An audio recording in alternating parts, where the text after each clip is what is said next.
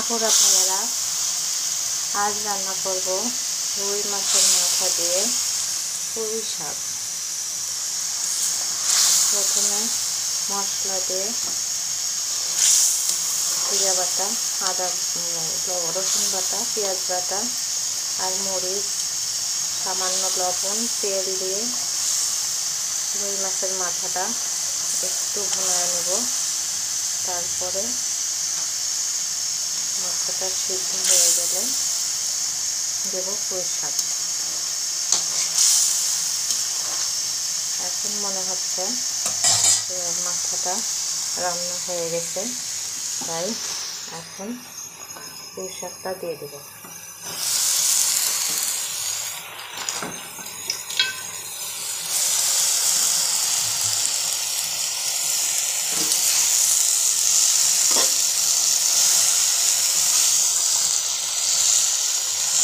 একটু নাড়াচাড়ার পরে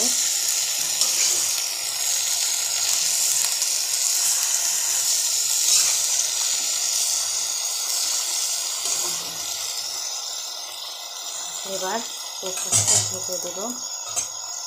ঢেকে দিয়ে কিছুক্ষণ রান্না হওয়ার পরে পানি শুকিয়ে গেলে নামাই দেব।